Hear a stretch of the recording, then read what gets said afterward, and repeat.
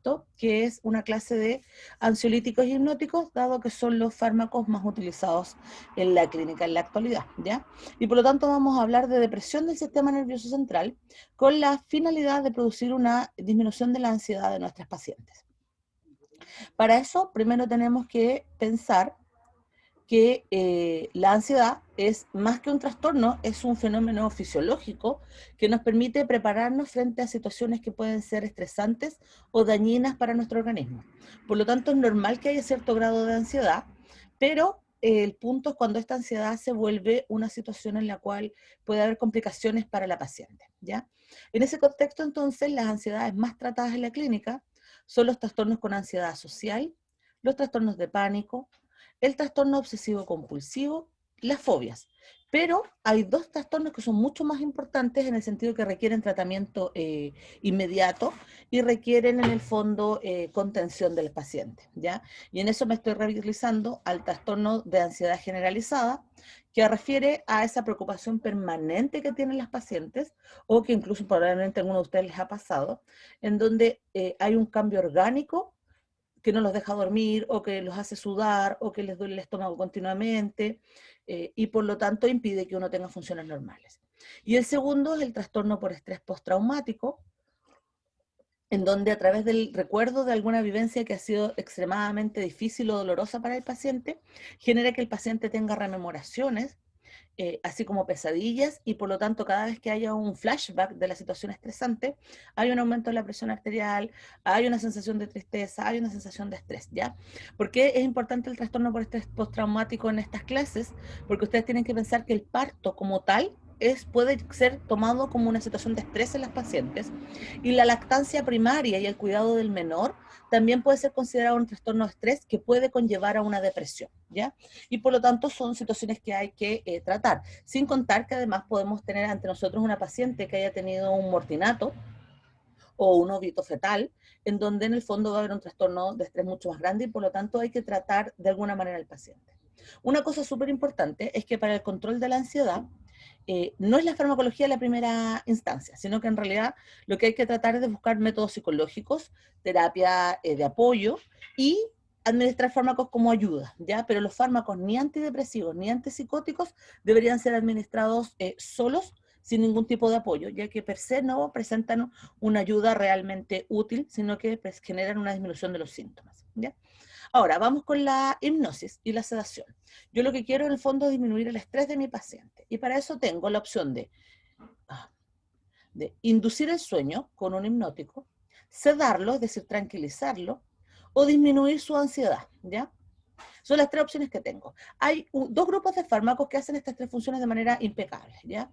La primera familia, y la más utilizada en la clínica, es la familia de las benzodiazepinas, donde los más utilizados son el alprazolam, el clonazepam, el diazepam y el midazolam, ¿ya? El midazolam se los menciono porque es un anestésico y en realidad no se usa en general para disminuir la ansiedad, pero sí cuando necesito, en el fondo, hipnotizar a mi paciente para cuando va a ser sometida a algún tipo de cirugía estresante, ¿ya? Por ejemplo, una endoscopía o un parto muy rápido, ¿ya? Entonces, me es útil una cirugía dental, por ejemplo, también, ¿ya?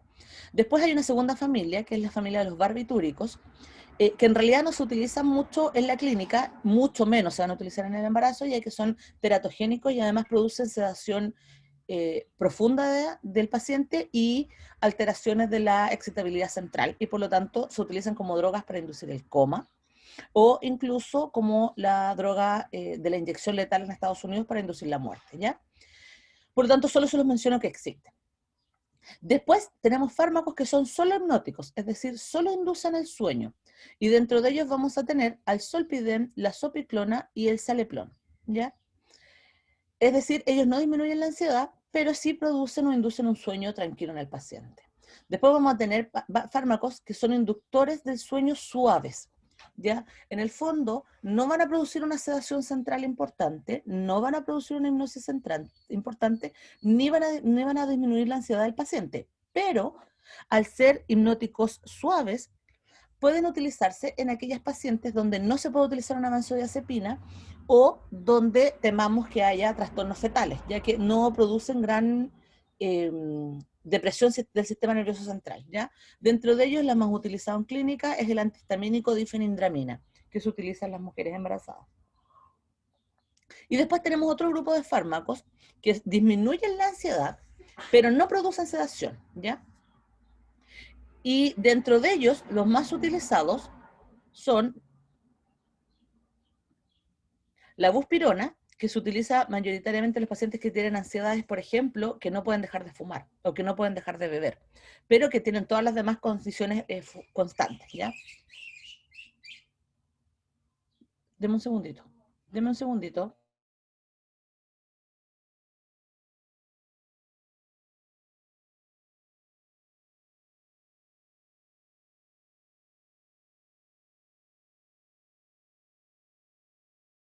Ya, disculpen, vuelvo.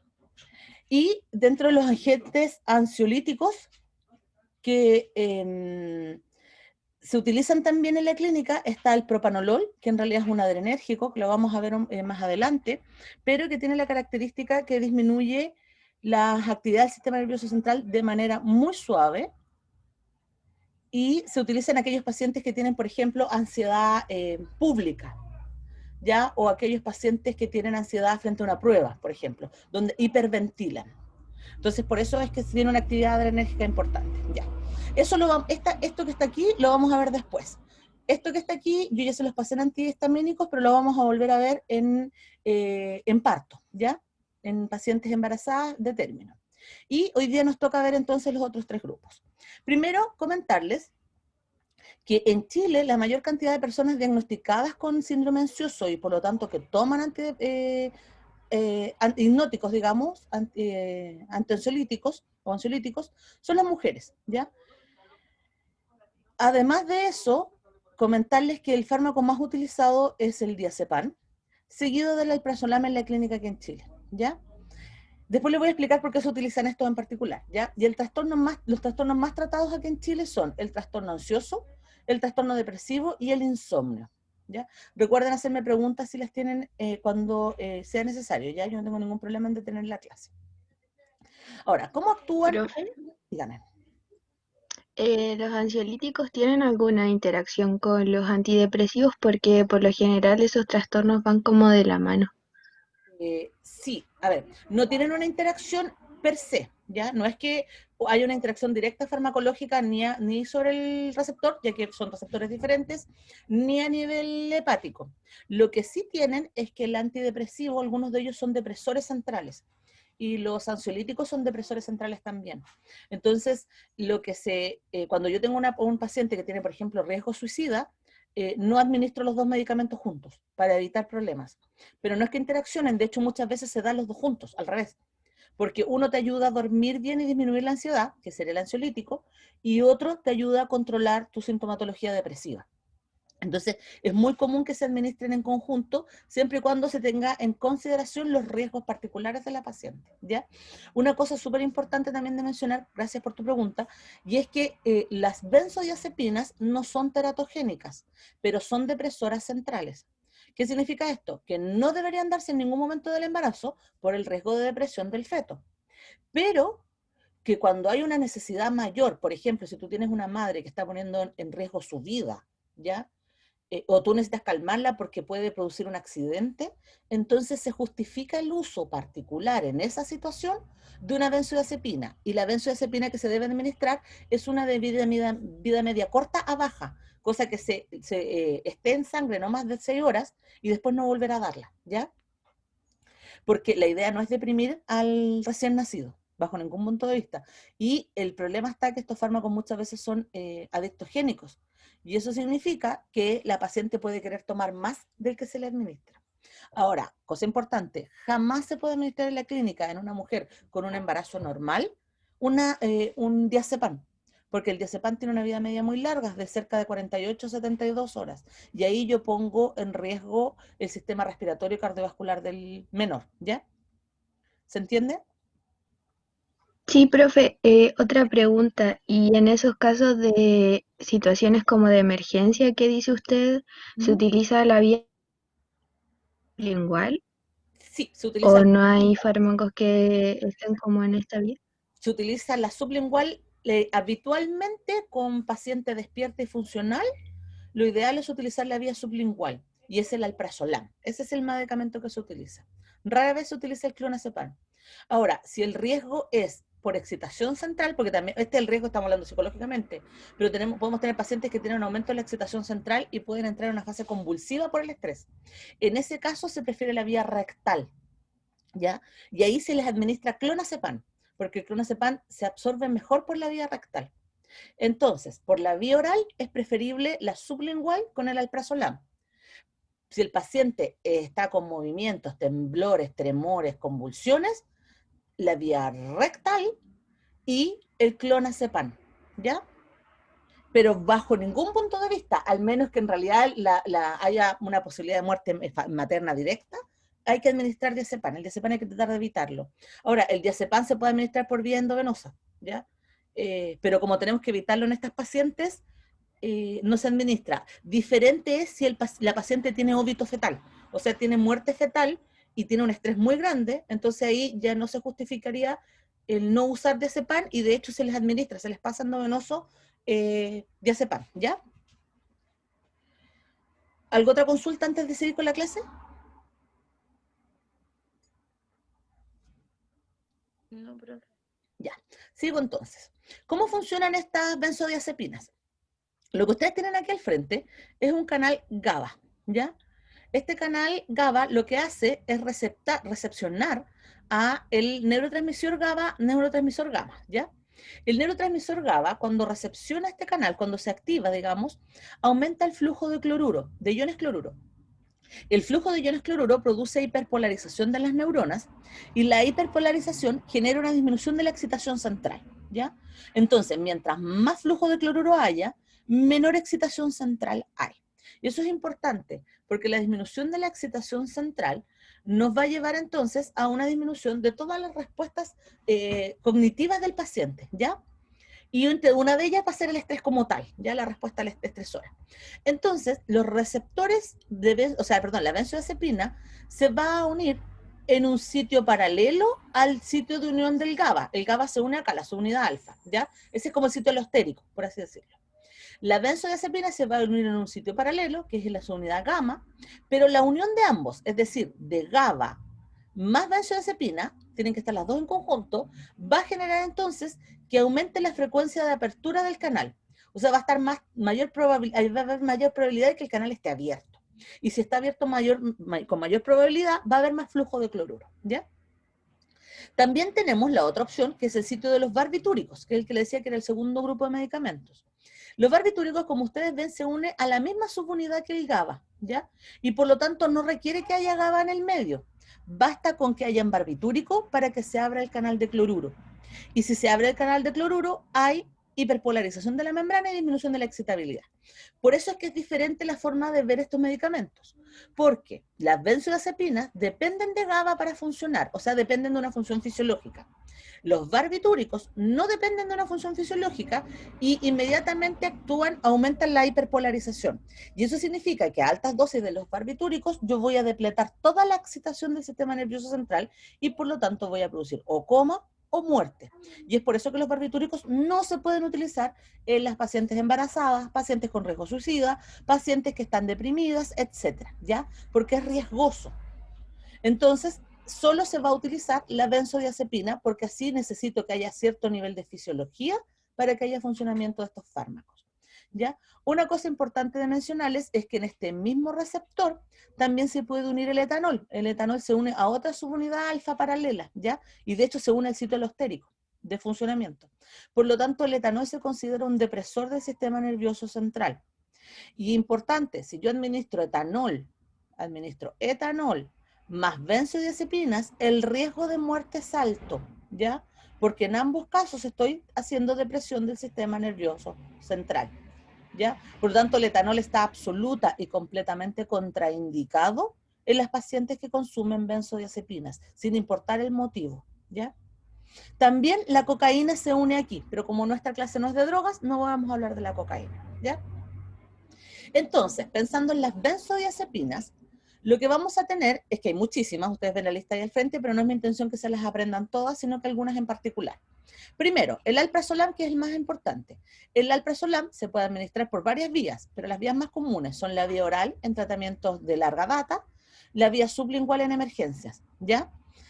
La vida media del alprazolam es de 12 a 15 horas, por lo tanto se lo considera que tiene una vida media intermedia. ¿Qué significa? Que si yo doy el alprazolam día 1, el paciente no va a tener durante todo el día los niveles de alprazolam, y por lo tanto no hay tanto riesgo de depresión central, ¿ya? Después, de esta misma familia de los de vida media intermedia, perdón, tenemos también al lorazepam, ¿ya? Que se utiliza menos en la clínica, pero sí se utiliza, por ejemplo, en los recién nacidos convulsivos, ¿ya? Después tenemos a los de vida media larga, como el clonazepam. Y es por esto que el clonazepam no debería darse a una embarazada, porque al ser de vida media larga, si ustedes se fijan, dura entre 20 y 40 horas en el organismo. Entonces hay mayor riesgo de depresión. Y por lo tanto hay que tratar de evitarlo. ¿Cuál es la única condición en la cual sí podemos dar clonazepam? Es cuando hay una crisis convulsiva en la madre, donde en el fondo tengo que disminuir la excitación central de la madre para poder contrarrestar en el fondo este efecto convulsivo que per se es peligroso para el feto, ¿ya? Y la gracia que tiene es que el clonazepam se puede administrar por la vía rectal, y la vía rectal es la mejor vía que tengo cuando un paciente convulsiona, ¿ya? Lo mismo en el recién nacido. Cuando hay un recién nacido que está con convulsiones, el clonazepam es una muy buena alternativa, ¿ya? Después tenemos los de vida media extremadamente larga, ¿ya? Y dentro de los de vida media extremadamente larga está el diazepam. El diazepam se utiliza en pacientes que realmente cuesta mucho controlar su ansiedad, ¿ya? Y lo que hago yo es en el fondo mantenerlo letargado, mantenerlo en cama, por así decirlo, para poder controlar su agresión, su otros tipos de situaciones que puedan poner en complejidad la vida de la persona. Y también se utiliza el diazepam en el estatus epiléptico, es decir, cuando el clonazepam claramente no me va a servir, entonces el diazepam es la última alternativa, ya que disminuye el estatus epiléptico. La vida media del diazepam es de aproximadamente 72 horas, pero dependiendo del metabolismo de la paciente puede durar hasta 100 horas, ¿ya? Y finalmente existen dos medicamentos que son de vida extremadamente corta, que en el fondo basta con que se inyecten y a los pocos minutos desaparece su acción. Y dentro de ellos tenemos el midazolam, que dura aproximadamente 1 a 5 minutos, y por lo tanto solo se puede administrar endovenoso y por goteo continuo, y se utiliza, por ejemplo, para las extracciones dentarias, se utiliza para cirugías de emergencia, etcétera, donde yo no quiero que haya grandes eventos depresores. Y el triazolam, que no se utiliza tanto en la clínica, ¿ya? Ahora, en cuanto a potencia, qué tan grave es la ansiedad de mi paciente y el estrés, es qué medicamento voy a dar, ¿ya? Por ejemplo, tenemos acá que el mejor ansiolítico a nivel oral es el alprazolam, ¿ya? Y el peor ansiolítico de esta familia es el clonazepam. Entonces también va a depender de cuánto es el grado de estrés de nuestro paciente y cómo tenemos que tratarlo, el cómo vamos a definir cuál se administra. Recordar que estos fármacos nunca son de primera línea, que acuérdense que hay que siempre tratar con el ámbito psicológico, con el control de la paciente o buscar otra medicación, pero si hubiese que hacerlo, esas son las opciones que ustedes tienen al frente, ¿ya? Entonces, solo a modo de administración clásica, el alprazolam se utiliza por vía oral, sublingual. El clonazepam se utiliza por la vía oral, rectal. Y el diazepam es el que tiene todas las vías. Tiene vía oral, intramuscular, endovenosa y rectal también, ¿ya? Y en el estatus, por ejemplo, en las crisis convulsivas febriles de los mayores de 2 o 3 meses, cuando ya están un poco más en el fondo, hay menos permeabilidad central, el diazepam también se puede utilizar en este estatus epiléptico, ¿ya? ¿Qué es lo que yo busco al administrar estos ansiolíticos, perdón? Es reducir la ansiedad y la agresividad de la paciente, poder sedarla e inducir su sueño cuando no se puede, o sea, cuando efectivamente no duermen, ¿ya? Otra opción es que yo puedo hacer es reducir su tono y coordinación muscular, ¿ya? Puedo disminuir las crisis convulsivas, pero algo que es súper importante, que puede ser positivo o negativo, y esto hay que verlo muy bien en la clínica, es que como deprime a nivel del sistema nervioso central, produce amnesia anterógrada. La amnesia anterógrada es la amnesia de los últimos eventos. Entonces, cuando se administra el fármaco va a impedir que el paciente pueda generar memoria del último evento, ¿ya? El lado negativo de esto es que, por ejemplo, los pacientes no pueden utilizarlo cuando requieren hacer funciones donde su memoria es importante. Por ejemplo, pacientes que estudian o pacientes que necesitan tener respuestas cognitivas rápidas, ¿ya? Pero por otro lado, esto también puede ser positivo, porque por ejemplo, imagínense que la paciente está pasando por un shock traumático donde va a dar a luz, por ejemplo, un mortinato.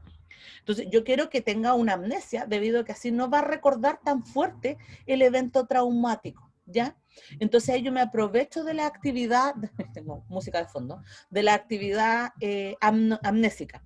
Ojo que esto se puede hacer y está permitido, y la OMS permite utilizar la amnesia como una estrategia para evitar el trauma en la mujer, ¿ya? Desgraciadamente, en Chile no se estila usar mucho, pero se puede hacer. La única justificación, obviamente, en estas situaciones traumáticas, es que no haya vida fetal para evitar la depresión del feto, ¿ya? Que es importante eso.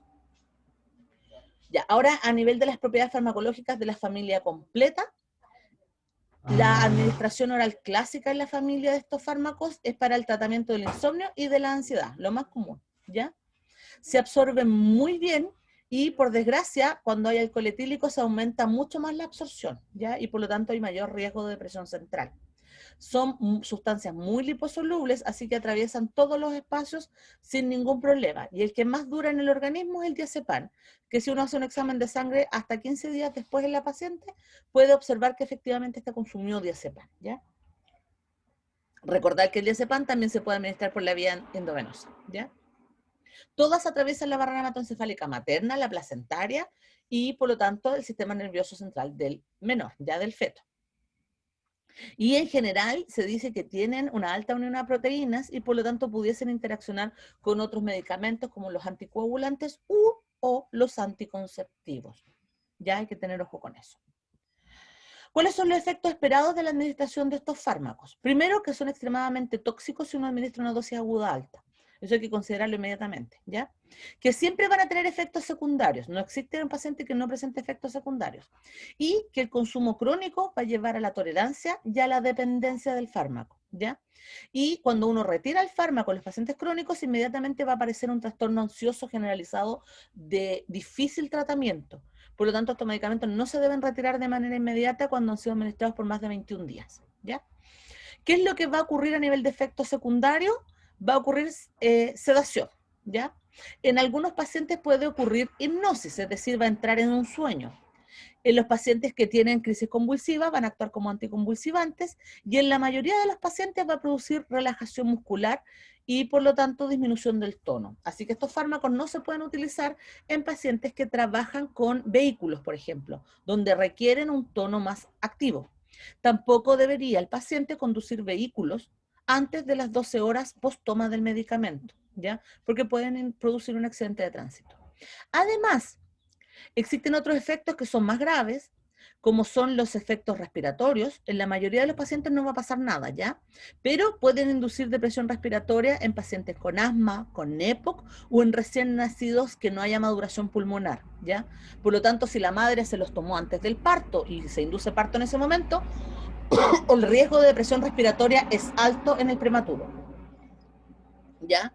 Y además pueden causar muerte si hay sobredosis o se consume con otro depresor, como los tricíclicos, perdón, como los antidepresivos tricíclicos, como algunos anticonvulsivantes o el alcohol o las drogas también, ¿ya? Ya que las drogas también son depresores.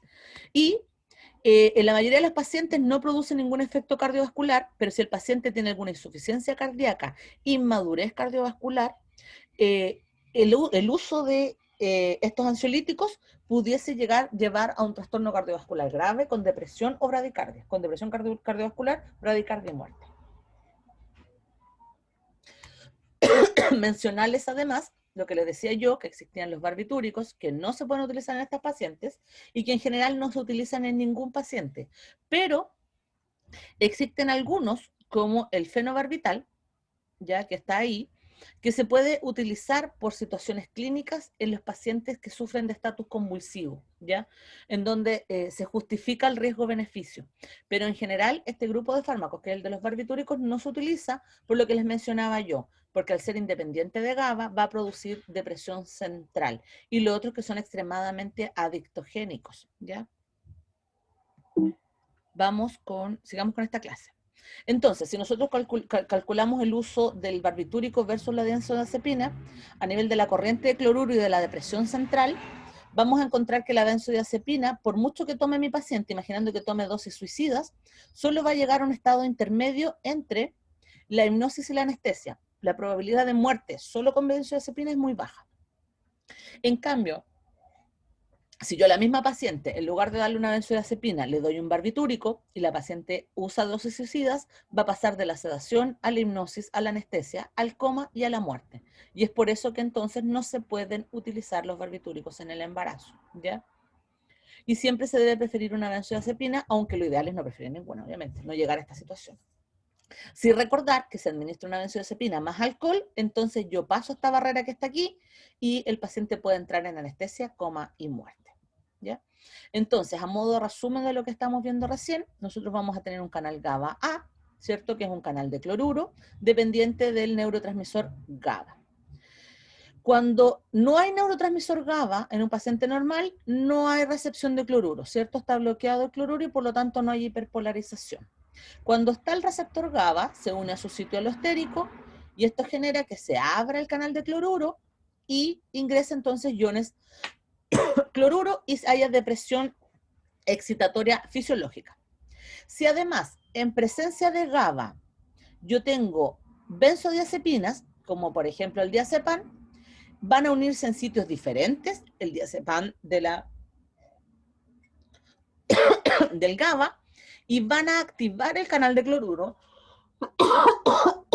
perdón, y eso va a generar que haya mayor afluencia de los iones cloruro en la neurona. Y el aumento de los iones cloruro va a hiperpolarizar aún más y va a generar entonces disminución de la excitabilidad notoria con probabilidad de depresión central. Si yo tengo ahora un barbitúrico, no voy a necesitar a GABA. Si ustedes ven esta imagen que está aquí, que es del barbitúrico solo, no necesito a GABA y por lo tanto va a haber corriente de cloruro independiente de GABA y va a haber continuamente mientras esté el fármaco, ¿ya? Si yo administro un benzodiazepina más alcohol o benzodiazepina más barbitúrico, va a haber una apertura notoria del canal de GABA y esto va a generar que haya un influjo potente de cloruro y va a producir depresión del sistema nervioso central con coma y muerte. ¿Ya? Ahora, pensando en el paciente que tiene sueño, que tiene trastornos del sueño. Porque una cosa es la ansiedad y otra cosa es la insomnio que se produce por la ansiedad. Entonces, estas benzodiazepinas también se pueden utilizar para los trastornos del sueño, pero no son los fármacos de primera elección. Les explico por qué. Primero, ustedes tienen en este gráfico que está aquí el patrón normal de sueño de un ser humano, ¿ya? Nosotros pasamos por un estado despierto a una fase tipo 1, 2, 3 y 4. Cada uno de estos estados tiene una actividad diferente a nivel del sistema nervioso central. Y lo que va a ocurrir es que a medida que vamos bajando los estados, va disminuyendo la frecuencia y aumentando la amplitud en el electro, ¿ya? En el estado 1 y 2, nosotros estamos dormidos, pero somos muy fáciles de despertar, ¿ya? Y en el estado 3 y 4 tenemos un sueño profundo. Si ustedes se fijan, entramos en el sueño. Y aquí lo que ocurre es que las respuestas están relacionadas con la consolidación, ¿ya? En el fondo ocurre el relajo muscular y el relajo nervioso. Y es muy difícil que uno se despierte en los estados 3 y 4. Después uno sale de este estado profundo y hay un momento que está muy cerca del despertar que se llama etapa REM, ¿ya? Que es de Rapid Eye Movements. La etapa REM es la etapa de consolidación de la memoria y es donde uno tiene los famosos sueños, ¿ya? Normalmente la etapa REM no dura más de 7 a 15 minutos máximo y uno pasa entre 4 y 5 etapas REM durante la noche. Y muchas veces ocurre que a veces uno tiene un ruido desde afuera o alguien te despierta y como estamos muy cerca del despertar, va a ocurrir que uno se despierte y recuerda inmediatamente lo que estaba soñando. Eso ocurre solo porque justo ocurrió el despertar en el momento REM.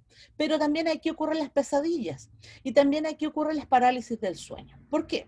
Porque desde la etapa 4 a la REM, lo que va a ocurrir es que el cerebro se desconecta del sistema muscular perisférico.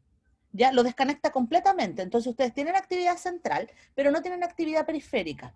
Y si alguna vez a ustedes les ha pasado que se han despertado en un sueño, va a ocurrir que ustedes están conscientes, pueden mover los ojos, porque esto depende del nervio oftálmico y por lo tanto no depende del periférico, pero no pueden mover las manos, no pueden mover las piernas, no pueden mover incluso los ritmos respiratorios, no pueden cambiarlos. Eso ocurre porque hay una desconexión normal y fisiológica de la actividad periférica muscular, ¿ya? Porque acuérdense que hay que relajar el sistema muscular, ¿ya? Pero muchas veces muchas personas sufren de eso a nivel de un trastorno del sueño, ¿ya? Eso es lo normal. Ahora, si ustedes ven la gráfica que está acá abajo, lo que van a observar es que el paciente primero le cuesta mucho quedarse dormido, ¿ya? Después, las fases que tiene, de la fase 1 a la 4, no son de tanta amplitud, ¿ya? Y son más frecuentes, o sea, en el fondo aumenta la frecuencia con lo que ocurren estos cambios, ¿ya? Y eso se ve en el electro. Y lo otro que es importante es que muchas veces no consolidan, o sea, no logran pasar de 3 a 4 y se saltan etapas entre medio y pasan por fases REM intermedias, incluso por despertares. Todo eso que ustedes ven ahí son despertares. Y entonces el paciente tiene despertares nocturnos y en algunos casos incluso puede no volver a conciliar el sueño después de un despertar, ¿ya? O puede no pasar por las fases REM. Y eso significa que no hay un descanso adecuado, no hay consolidación adecuada, no hay memoria adecuada y tampoco hay disminución de la actividad muscular. Por lo tanto, el paciente despierta el otro día cansadísimo, como si no hubiera dormido nada. Entonces, en ese contexto es que yo tengo que tratar el sueño, ya farmacológicamente hablando. Siempre hay que partir por la higiene del sueño, es decir, aprender a dormir bien. Eso significa que cuando uno se va a dormir, no celulares, no luces, oscuridad suficiente o muy tenue la luz, no aparatos digitales bajo ningún punto de vista, la casa tiene que estar segura para que la persona no tenga miedo en el fondo de que alguien vaya a aparecer, de que vaya a haber un incendio, etcétera. La cama tiene que ser cómoda, y tiene que ir en una posición donde no haya trastornos viscerales que produzcan despertares, ¿ya? Por en general se recomienda no dormir hacia el lado izquierdo debido a que hay mayor cantidad de movimientos viscerales en la noche, ¿ya? Lo mismo es que no dormir con la cara tapada, dormir lo más liviano posible, etcétera. Pero si aún así no se logra la higiene del sueño, entonces lo que hay que hacer es que el paciente consuma fármacos. Y para eso la medicina nos entrega entonces a las benzodiazepinas, ya que es lo que tenemos acá, y lo que va a hacer la benzodiazepina a través de este patrón que les acabo de decir es que, primero, va a inducir el sueño, así que va a cortar el tiempo de latencia en el cual el paciente está despierto, ¿ya? Además, va a incrementar cada uno de los estadios 1 y 2. Va a hacer que esté más tiempo en el estadio 1 y en el estadio 2, y eso va a generar que tenga menos probabilidad de despertarse en la noche. Pero va a disminuir el estadio 3 y 4. Por lo tanto, va a haber menos relajación muscular y menos desconexión muscular. Esto pudiese ser útil en los pacientes que sufren parálisis del sueño, pero en la mayoría de los pacientes esto no es bueno porque no hay descanso muscular. Y también disminuye el largo con que ocurre la fase REM. Por lo tanto, también va a generar trastornos del sueño, ¿ya? Entonces, las benzodiazepinas son útiles solo en aquellos pacientes que me cuesta que se queden dormidos, ¿ya? O que yo necesite que la etapa 1 y 2, o sea, que se mantengan dormiditos, sea importante, ¿ya? Como las benzodiazepinas no son el mejor fármaco, existe en la clínica otro grupo de fármacos, que son el solpidem, el saleplon y la sopiclona o esopiclona, que uno es el enantiómero del otro. Y aquí les muestro, en esta tablita que está aquí, que para entrar en la fase de sueño, el solpidem se demora 30 minutos entre que el paciente toma el fármaco y se duerme. Eso es excelente, ¿ya? De hecho, hay que advertirle al paciente de que si lo va a tomar, tiene que tener la higiene del sueño antes, apagar el fuego, apagar el califón, cerrar las puertas, etcétera, porque una vez que se quede dormido, va a entrar en una fase de sueño de esto exquisita, digamos, y donde no va a tener voluntad para ir a hacer estas otras actividades. Y aproximadamente el sueño completo dura 5 horas, ¿ya? Mínimo, ese es como el mínimo, ¿ya? El saleplón también se induce a los 30 minutos aprox, pero su sueño mínimo dura 3 horas, perdón. ¿Por qué es importante esto? Primero, porque el saleplón se utiliza en pacientes que no tienen despertares nocturnos, porque si tiene despertares nocturnos, 3 horas no me va a servir ya que se me va a despertar en la noche, ¿ya? Otra cosa importante es que recuerden que el alprazolam duraba máximo 12 horas, el clonazepam duraba 20 horas, Entonces, el paciente que tome clonazepam para dormir va a andar atontado todo el día porque dura 20 horas. Y el paciente que toma alprazolam tiene que tomarlo muy temprano para que le haga efecto durante la noche, ¿ya? Por eso es que no se prefieren como benzodiazepinas per se. Y después tenemos al mejor representante de esta familia, que es la esopiclona, que se induce el sueño aproximadamente a los 20 minutos, lo cual es mucho más bueno todavía, ¿ya? Y su sueño dura aproximadamente 7 horas, así que inhibe los despertares nocturnos y permite el relajo completo del paciente durante la noche. Estos fármacos que están acá, como ustedes ven, todos tienen una Z, así que se llaman la familia de las drogas Z, cuando uno quiere diferenciarlas de las benzodiazepinas, ya que si bien tienen acción sobre GABA, no son depresores centrales, y como tienen una vida media muy corta, por lo que les acabo de mostrar, no producen grandes efectos en los pacientes, ¿ya? Mientras no se hagan crónicos ni produzcan tolerancia. A nivel del solpidem, mostrándoles solo, perdón, les vamos a mostrar la solpiclona, aquí está.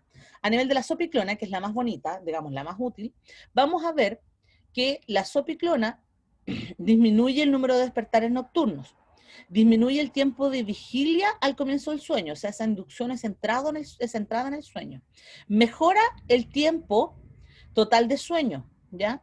Y mejora la eficiencia del sueño como tal, ¿ya? No produce ningún cambio a nivel de la etapa 1, pero sí aumenta la etapa 2, que es este dormir tranquilo, digamos, ¿ya? No produce efectos a nivel de 3 y 4, por lo tanto, lo importante es que no lo disminuya, porque acuérdense que las benzodiazepinas disminuían el relajo muscular a nivel de etapa 3 y 4, que es la etapa más profunda. Y algunos casos se ha visto que la sopiclona pudiese disminuir REM. Por eso es que la sopiclona no se utiliza en pacientes que tienen, por ejemplo, trastornos de pesadillas, ¿ya? Sino que se prefiere el solpidem, ya que el solpidem mantiene la arquitectura mejor de las fases REM 3 y 4, ¿ya? La consolida mejor. Así que en el fondo ahí la idea central es ver qué es lo que tiene el paciente para ver qué le administro. Siempre considerando que no son de primera línea tampoco, sino que siempre hay que ver la situación de higiene del sueño. Pero en algunos casos es crónico, en algunos casos efectivamente hay pacientes que no duermen nada. Y aquí hay que pensar en la utilización de las drogas Z. Las drogas Z son categoría B/C en el embarazo, pero en general hay que tratarlas con mucho cuidado y precaución porque no sabemos cómo va a reaccionar el feto ante la administración de estos fármacos, ¿ya? Siempre riesgo-beneficio. Y a modo de ejemplo, para terminar la idea, entonces, ¿dónde voy a utilizar el alprazolam? El alprazolam se va a utilizar mayoritariamente en emergencias, particularmente en crisis de ansiedad generalizada o postraumática, ¿ya? Y se va a utilizar mucho en el duelo sublingual, duelo de cualquier tipo de trauma, y en los pacientes agorafóbicos, ¿ya? Y también en los pacientes con crisis de pánico, ¿ya? Recordar que estos fármacos todos, si bien no se ha visto que sean teratogénicos, tienen el potencial producto de la depresión del sistema nervioso central. Por lo tanto, no se pueden llegar y administrar, ¿ya? Y finalmente comentarles que tenemos otro medicamento que induce el sueño, que es mucho más natural, y aquí sí lo podemos recomendar a las embarazadas, en el fondo sin el riesgo del feto, y me refiero a la melatonina, ¿ya? La melatonina es un fármaco que se administra como suplemento de la respuesta endógena de nuestra melatonina, y nuestra melatonina se produce debido a los cambios de luz-oscuridad en el ciclo circadiano, ¿ya? Nosotros lo que tenemos es que la retina recepciona la luz, transforma esta información a nivel de la retina, de la conexión retina-hipotalámica, y eso genera que haya un cambio tanto a nivel simpático, en el sentido de que va a inducir en el fondo a nivel somático el sueño, ¿ya? Cambiando nuestro reloj, y también va a producir cambios a nivel de la glándula hipofisaria para informar que se debe secretar melatonina y entrar a dormir, ¿ya? Entonces, cuando uno disminuye la luz, nuestro sistema hipotálamo hipófisis nos dice hora del sueño, ¿ya? Y eso genera que haya una caída en los niveles de cortisol, que haya una caída en los niveles de la hormona tiroides, ¿ya? Y por lo tanto nosotros entramos en un sueño cómodo, que como es endógeno, tiene todas las fases del sueño naturales, ¿ya? Así que en general se considera un excelente medicamento cuando no hay situaciones muy graves de por medio, pero el paciente efectivamente no puede dormir. Y como es endógeno, es categoría B en el embarazo, ¿ya? ¿Dónde se va a utilizar? En los pacientes que tienen cambios de turno, por ejemplo, donde tengo problemas con la luz oscuridad, en el fondo mi trabajo me tocó de noche y me mantengo despierto en la noche, pero el otro día cuando llego a mi casa hay una luz tremenda y no puedo dormir. Entonces uno cierra las cortinas, se toma una melatonina y se induce rápidamente en el sueño. Personas que son ciegas y por lo tanto no pueden sensar de manera adecuada la luz a nivel retinal, y yo quiero en el fondo que tenga un ciclo circadiano normal. Y en los pacientes, por ejemplo, con autismo o con trastornos de hiperactividad, donde les cuesta mucho la conciliación del sueño, ¿ya? Así que les recomiendo la melatonina como una opción terapéutica extra. Sí mencionarles que la melatonina no está aprobada por la FDA, no es un medicamento como tal en la actualidad, pero a nivel homeopático está absolutamente probada su actividad para inducir el sueño. ¿Ya, chicos? Consultas o dudas para seguir con el siguiente ítem y después un descansito. Profe, yo tenía una duda. Dígame. Es que hace muy poquito una amiga me comentó que estaba teniendo como un ciclo hormonal muy alterado ¿Ya? y a pesar del uso de anticonceptivos en pastilla. Entonces yo le pregunté si estaba tomando algún medicamento como cercano a la hora de la toma de la pastilla. ¿Ya? Y ella me decía que estaba tomando sopiclona. Yo le dije que consultara como que a lo mejor la toma como muy cercana se estaba inhibiendo como ambas pastillas. Ahí como ¿cuánto sería el tiempo recomendado entre una y otra? Súper bueno tu consejo en todo caso. Mira qué bueno. Y tu pregunta también. Efectivamente, todos los depresores del sistema nervioso central interactúan con los anticonceptivos.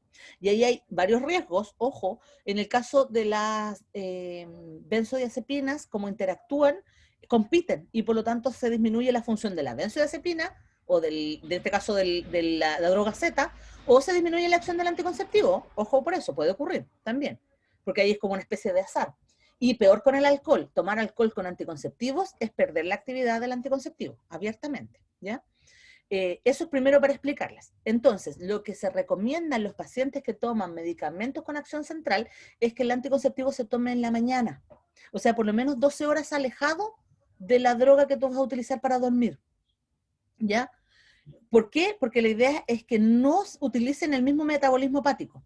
Entonces, si tú tomas el anticonceptivo en la mañana, vas a utilizar tu metabolismo clásico para el anticonceptivo, y cuando llegue la hora de dormir en la noche, tú vas a utilizar tu metabolismo durante la noche para el fármaco para dormir. Y así no hay competencia. Ahora, al revés, si es un antidepresivo, los antidepresivos se toman en la mañana. Entonces, tú tomas el antidepresivo en la mañana y el anticonceptivo en la tarde. Por una cuestión cultural, siempre se nos ha dicho que el anticonceptivo se debe tomar en la noche, pero no existe una norma ni una regla. Al revés, aquí lo que hay que hacer es tratar de adaptarse para que no ocurra esta competencia y, como bien dices tú, produzca trastornos a nivel hipofisiario, ¿ya? Así que muy buen consejo y muy buena pregunta. Ya, chicos, Gracias, profe. de nada, ¿necesitan descansar un ratito? Profe, ¿y esta de antidepresivos qué tan larga es? Es súper cortita, porque ya les dije casi todo. 10 minutos máximo. Y de Ah, ahí, entonces después yo seguimos creo con que clase. sí. Sigamos. Ya, porque después seguimos con clase hoy día. Acuérdense que hoy día es todo sistema nervioso. Entonces, sigamos entonces, después los dejo descansar unos 15 minutos. Ya. Ya. Ya, alguien me pregunta acá si sucede lo mismo con los anticonceptivos que vienen en implante. No, ni en implante, ni en Implanor, digamos, ni en Mirena. Mirena es el que viene con la T, que es otro tipo de anticonceptivo. No produce lo mismo porque en tanto el implante como la T con Mirena van secretando microdosis del anticonceptivo durante todo el día. Por lo tanto, aunque hubiese competencia, no es relevante, porque no hay cambios hormonales en la paciente durante el día, diferentes cuando es oral, porque en oral aumenta la concentración sanguínea post toma oral. Entonces tú tienes curvas que son notorias. En cambio, los implantes y Mirena, siempre hay un continuo del anticonceptivo durante el organismo, así que no compiten de manera importante. No significa que no haya que considerar si hay algún tipo de trastorno en el paciente, pero en general se consideran mucho más seguros. Ya, eso es para la pregunta que me hizo alguien ahí. Sigo. ¿Alguien más me pregunta más? Ah, ya, ok, gracias. Ya, chicas, terminemos entonces con esto del asunto del ánimo. Vamos con los antidepresivos y después un descanso. A nivel de la respuesta antidepresiva, primero solo entender que Primero, lo más importante es que si uno mira la región del Maule, somos la tercera región con mayor cantidad de casos de depresión, ¿ya? Por lo tanto, es algo que les va a tocar sí o sí, ¿ya? Además, considerar que Chile es un país, según OCDE, muy depresivo. Nosotros tenemos uno de los índices más altos de depresión a nivel mundial, ¿ya? También comentarles que a nivel nacional el 17% de los pacientes tiene depresión y que es mayoritariamente femenino, ya tiene un componente relacionado con la mujer, con el estrés, con el trabajo, con la familia y con el embarazo también, ¿ya? Así que igual es algo que hay que considerar. Y en cuanto a la depresión, vamos a decir que la paciente tiene síntomas emocionales, la misma depresión, la pérdida de las ganas de salir, de caminar, de funcionar, etcétera, pero también van a tener síntomas biológicos, ya como cambios en el peso, cambios en la, van a tener pérdida del pelo, trastornos en la piel, etcétera, ¿ya? Y la depresión a su vez se puede decir que es reactiva a un evento traumático, ¿ya? Por ejemplo, un despido, una muerte antenatal, etcétera, o puede ser endógena, que tenga conceptos, sea que esté relacionada con cambios genéticos o traumas también de la infancia, que en el fondo terminan de generar la depresión, ¿ya?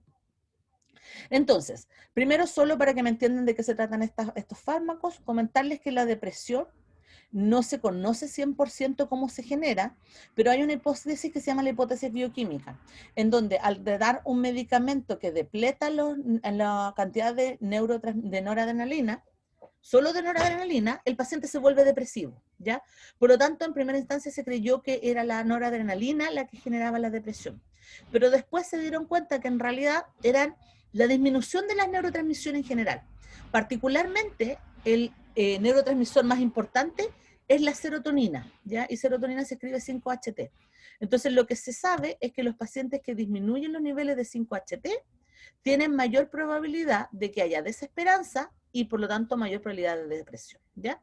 Y vamos a decir que hay un factor genético y que también hay una asociación femenina, ¿ya? ¿Cómo ocurre la depresión entonces? La paciente, mujer, en este caso estamos hablando solo de la mujer, paciente femenina con factores genéticos de por medio, va a tener un evento traumático temprano, y este evento traumático temprano le vamos a tener que sumar ahora la crianza, el embarazo, etcétera, o la infertilidad en algunos casos, más el estrés del medio, el estrés laboral, el estrés familiar, etcétera. Eso va a generar una neuroadaptación a nivel central, y la neuroadaptación va a llevar a un cambio en el trastorno afectivo, ¿ya? El paciente va a tener un cambio real cerebral, y una paciente que llega a una depresión nunca más va a tener una neurotransmisión igual antes de que ocurra el evento depresivo. Sí se pueden generar nuevas conexiones y se puede salir del cuadro depresivo, pero se requiere ayuda médica. No existe esta depresión por ganas. La depresión es realmente un cambio neurológico, ¿ya? Y el paciente va a estar entonces con un trastorno ansioso, que lo vimos con las benzodiazepinas, y el trastorno depresivo, que lo vemos ahora. Y efectivamente hay estudios que han determinado... Profe, Dígame. es que no sé si entendí bien, pero el tema de la neuroadaptación sería como un mecanismo de defensa ante el evento traumático. Sí, de hecho es así. Es así. De hecho, si uno mira el cerebro, por ejemplo, voy a poner dos ejemplos que son como bien crudos, pero si uno mira el cerebro de una mujer que fue violada en su infancia versus una niña que no tuvo ningún tipo de trastorno sexual en su infancia, es diferente la neurotransmisión, absolutamente diferente. Y ese lo vamos a llevar como el evento traumático temprano, que si no es tratado de manera adecuada, se va a guardar este cambio de la neurotransmisión. Y con los años y a través de diferentes situaciones de estrés de la paciente, va a ir adaptándose con este cambio que, que la persona ya traía de la base. Y ese cambio que ya traía de la base va a hacer que responda de manera diferente al medio, adaptándose con mayor estrés todavía, ¿ya? Entonces hay una mayor predisposición a la depresión en las pacientes, por eso dije, te puse un caso grave, en las pacientes que habían sido violadas en la infancia. Imagínate cómo es la neuroadaptación a aquellas pacientes, por ejemplo, estilo Sename, donde hay violación continua. La neuroadaptación es mucho más importante acá. Y por lo tanto, hay cambios importantes también en la neurotransmisión después somática, que es lo que les quería contar ahora. Cuando uno mira, miren esta gráfica que está acá. Es una gráfica de la temperatura corporal solamente, algo tan simple. La gráfica en amarillo, ¿ya? Es el paciente depresivo, ¿ya? Y la gráfica en gris es el paciente normal. El paciente depresivo tiene una caída de la temperatura corporal durante el día y una alza durante el sueño, si uno lo compara con el paciente normal. Y si uno lo compara ahora a nivel de los niveles de melatonina, ciclo circadiano, el paciente depresivo no logra nunca controlar su ciclo circadiano de manera normal. Y es por eso que tiene sueño durante el día, no puede dormir en la noche, no puede controlar sus aspectos, otros aspectos de la vida como el pelo, la piel, la sudoración, etcétera, ¿ya? Y todo eso ocurre porque hay cambios a nivel de la glándula pineal, o sea, del eje hipotálamo-hipófisis, que a su vez este eje recibe todas las respuestas de la corteza cerebral, ¿ya? Entonces, la depresión no es solamente un evento cognitivo, sino que es un evento neurológico. Y para eso se debe tratar sí o sí, ¿ya? Y el tratamiento va a generar una nueva neuroadaptación que va a permitir a la persona sobrellevar esta situación y poder reinsertarse de manera fisiológica, neurológica y cognitiva en la sociedad, ¿ya? Ahora, ¿qué fármacos tenemos? ¿Con qué contamos? Contamos con los inhibidores selectivos de la recaptación de serotonina, el nombre es súper largo, pero esos son los más importantes para ustedes, ¿ya? También tenemos en la clínica los tricíclicos, pero como son teratogénicos y producen trastorno en el feto, no vamos a hablar mucho de ellos, solo les voy a mencionar algún uso particular. También tenemos inhibidores selectivos de la recaptación de serotonina y norepinefrina, que en Chile solo se utiliza uno, que es la venlafaxina, y solo en pacientes agravados, así que tampoco vamos a hablar de ellos. Tenemos a los IMAO, que por su actividad teratogénica tampoco los podemos mencionar, ¿ya? Y tenemos otro tipo de antidepresivos que son de menor uso en la clínica y los antipsicóticos que los vamos a ver en una clase después del descanso, ¿ya? Por lo tanto, los más interesantes para ustedes son los inhibidores selectivos de la recaptación de serotonina, ¿ya? El más utilizado en la clínica en la actualidad es el citalopram y escitalopram, pero el más utilizado en el mundo es la fluoxetina, ¿ya? Porque fue el primero o el más descubierto, primero descubierto y el con mayor estudios que tiene. Si uno ve la cantidad de fluoxetina que se consumía al año 2000, entre el 2004 y el 2008, podemos observar que cerca del 50% de los pacientes consumía fluoxetina, ¿ya? Pero esto ha ido cambiando con el tiempo debido a que se han ido encontrando, como les decía yo, mayores cualidades en el escitalopram, pero no sigue siendo el fármaco ideal la fluoxetina, ¿ya? Voy a hablar primero de los tricíclicos, una diapo, y nos vamos al tiro a los inhibidores de la recaptación. Como les decía yo, los antidepresivos tricíclicos se usan poco en el embarazo, producto de los efectos adversos que producen, pero hay una situación en donde pudiese ser importante su uso. Los antidepresivos tricíclicos producen un aumento de la histamina, de la acetilcolina, de la serotonina, es por esto su acción antidepresiva, y la de la adrenalina. Hace que nuestros pacientes que tienen depresión y necesitan estar activos, funcione bien, ¿ya? El punto que me interesa mencionar ahora es que como activan las vías acetilcolinérgicas, se utiliza muchísimo para la enuresis nocturna, ¿ya? Pacientes que tienen ansiedad, depresión y producto de esto se orinan, ¿ya? Entonces, un camión.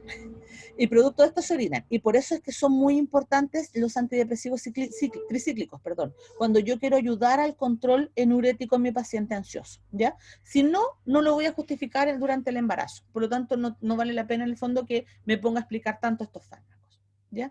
Y lo otro que es importante es que tienen muchos efectos adversos, les comento algunos, pueden producir convulsiones, pueden producir arritmias, producen temblores, pueden producir disfunciones sexuales, pueden producir ganancia de peso, pueden producir hipertensión arterial, producen reflujo gastroesofágico, etc. Entonces ustedes entenderán que por todas esas situaciones no deberían ser utilizados en el embarazo, ¿ya? Vamos ahora sí con los que me interesan. Inhibidores selectivos de la recaptación de serotonina. ¿Cómo funciona esto? Nosotros habitualmente estamos secretando serotonina, que es lo que tenemos acá, ¿ya? Y se está recepcionando por una neurona postsináptica. Después de que se utiliza la serotonina en nuestro organismo, nuestro sistema tiene un sistema de recaptación, ¿ya? Es decir, guarda la serotonina que no se utilizó en la neurona presináptica, ¿ya? Se ha visto que los pacientes con depresión tienen menor guarda de la serotonina, o sea, en el fondo no producen ni tanta serotonina ni guardan tanta serotonina. Ya, lo que hacen estos fármacos es que inhiben esto completamente y por lo tanto queda toda la serotonina en el espacio intersináptico disponible para la neurona postsináptica y eso aumenta la concentración de serotonina y aumenta la cantidad de receptores que hay. El aumento de los receptores en la postsináptica va a llevar a que haya una señal de que la neurona, esta neurona que está aquí, produzca más serotonina. Y va a ser un ciclo positivo, en el fondo. Más serotonina interespacio, más serotonina se produce, más recepción de serotonina hay. Y por lo tanto desaparecen los efectos del paciente, ya los efectos nocivos, o sea, los efectos depresivos del paciente, ¿ya? En general, el aumento de serotonina en el espacio intersináptico, que está mediado por el citalopram, va a generar, además del uso en la depresión, va a producir que haya una disminución del trastorno de pánico. Y es por eso que los pacientes que tienen trastornos de pánico, primero se tratan con una benzodiazepina y con escitalopram. Pero después de un par de semanas, cuando el escitalopram logra ejercer su función completamente, ya podemos retirar la benzodiazepina y podemos dejarlo solo con el citalopram, ¿ya? ¿Cuánto se demoran estos fármacos más o menos en hacer el efecto completo? Entre 21 días y 2 meses, ¿ya? Aproximadamente. O sea que a los 21 días nosotros ya tendríamos un paciente que está controlado. Y a los 2 meses podríamos decir que el paciente ya tiene una buena actividad farmacológica y por lo tanto debería estar comenzando a disminuir sus síntomas depresivos, ¿ya? ¿Cuánto tiempo tengo que administrarlo? Mínimo 6 meses, ideal 1 año. Antes de 1 año no debería quitarse los antidepresivos. Los antidepresivos además hay que quitarlos lento en el paciente y Hoy se demora en caleta en hacer efecto. sí, efectivamente se demora mucho. La gente piensa que se los toma de un día y para los otros también. No, 21 días es el mínimo. La pregunta es ¿por qué 21 días? Porque necesitan producir cambios genéticos en la neurona. Acuérdense que la depresión ya era un cambio neurológico. Así que el antidepresivo tiene que volver a producir un cambio neurológico. Y eso es lento, ¿ya? En general, en Chile, el promedio de uso de un antidepresivo es de 2 años. Para que ustedes sepan todo lo que hay que hacer en el intermedio, ¿ya? Y que hay que explicarle bien al paciente cuánto se va a demorar en ejercer la actividad para que también haya seguridad y confianza en ustedes. Porque si ustedes le dicen, no, ya mañana se va a sentir bien, no. Hay que explicarle que igual hay que controlarlo, que igual tiene que decir qué cosas puede esperar y qué cosas no. Y es por eso que entre medio se da primero un ansiolítico. Se dan las benzodiazepinas, porque las benzodiazepinas son mucho más rápidas. Entonces le doy la benzodiazepina más el antidepresivo y después le quito la benzodiazepina y lo dejo solo con el antidepresivo, ¿ya? Contarles también, perdón, que la fluoxetina, además de la actividad depresiva, se utiliza mucho en nuestros pacientes ansiosos, ¿ya? En los pacientes con trastornos obsesivos compulsivos y en las pacientes bulímicas, ya que la fluoxetina disminuye el apetito y hace que en el fondo se sienta más llena la paciente y no tenga tanta necesidad en el fondo de producir estas purgas alimenticias, ¿ya? ¿Cuáles son los efectos colaterales del consumo de los antidepresivos? La mayoría de los pacientes reporta cefalea en las primeras 3 semanas, mientras se acumula el fármaco de manera adecuada. Además, puede producir, en el caso del escitalopram y la fluoxetina, activación del paciente. Están muy prendidos. Por lo tanto, hay que administrar el fármaco en la mañana, no en la tarde, ¿ya? Pero otros fármacos, como la sertralina, que es el que está aquí abajo, que se utiliza en los trastornos ansiosos graves, produce sedación. Por lo tanto, hay que administrarlo en la noche, ¿ya? Otra cosa que los pacientes se han quejado es que puede producir, después de que les quitan normalmente el ansiolítico, algún grado de incomodidad o inquietud, o sea, se sienten un poquito más ansiosos, pero eso también se recupera con el tiempo. En donde los efectos adversos que son más o menos un poco más graves es que puede producir trastornos de la memoria, puede producir acaticia, que es incomodidad motora, o sea, tiene la sensación de siempre estar queriendo moverse, como que los despierta demasiado, digamos, los excita demasiado, y es grave en los ancianos porque puede producir desequilibrio óseo, ¿ya? Fondo, riesgo de caída, riesgo de falta de concentración, por ejemplo, y eso puede hacer que produzcan algún accidente, etcétera, ¿ya? En general, a modo de mecanismo, entonces lo que vamos a tener es que los inhibidores de la recaptación de serotonina van a bloquear entonces la recepción, que se llama un canal SERT, y por lo tanto eso va a generar que haya más serotonina a nivel intersináptico. El aumento de serotonina intersináptico va a hacer que se regule a la baja a los receptores que están relacionados con la disminución de serotonina, y esto requiere una regulación genómica, lo que va a generar que las neuronas estén desinhibidas, está mal escrito eso, estén desinhibidas y por lo tanto haya mayor producción de serotonina en la paciente. Ojo, que si la paciente deja de tomar el inhibidor, o sea, el antidepresivo de manera abrupta, la neurona, como está esperando la serotonina, y el hecho de quitar el medicamento va a generar que no haya suficiente serotonina y caiga en una crisis depresiva grave, ¿ya? Por lo tanto, no se puede retirar el medicamento abruptamente, hay que hacerlo muy suave.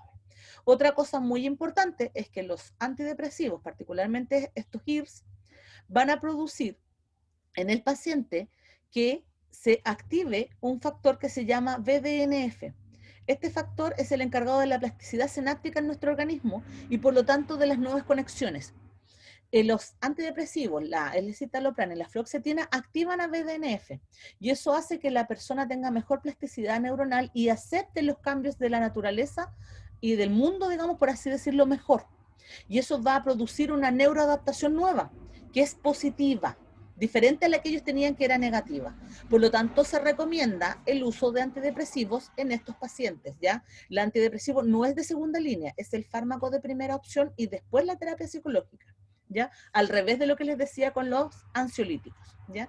Y eso entonces va a producir que el paciente esté más sano, tenga un mejor comportamiento, tenga mejor actividad cognitiva y responda mejor entonces al tratamiento, ¿ya? Es importante entonces esto. La fluoxetina en particular, que es la que les decía yo que es la más utilizada, o hasta hace pocos años era la más utilizada, va a disminuir en nuestros pacientes la impulsibilidad, la hostilidad con el medio y disminución del apetito, ¿ya? Eso es súper importante. Y el paciente al final va a tener más atención, más energía y más motivación, que es lo que buscamos. Y así disminuimos el riesgo depresivo y también el riesgo de suicidio y también el riesgo de que pueda amenazar la vida, por ejemplo, del infante en las madres que tienen depresión postparto, ¿ya? Así que siempre, siempre hay que tratar.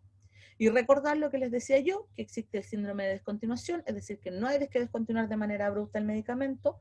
Siempre el más seguro son los inhibidores de la recaptación de serotonina, o son mejores tolerados al nivel de descontinuación, pero el paciente al que yo le retiro abruptamente la medicación produce náuseas, vómitos, dolores abdominales, debilidad general, insomnio, estrés, sueños vívidos, pesadillas, disminución de la actividad cardíaca, ya se van a ver muy eufóricos, van a estar con mucha actividad y inquietud, van a estar muy ansiosos, etc. Entonces no se recomienda descontinuar de manera abrupta estos fármacos. Y también mencionarles que algunas de nuestras pacientes pueden querer sobredosificarse, ya sea por pérdida de la memoria, o sea, porque en el fondo no se acuerdan que se lo tomaron, o porque buscan una actividad suicida.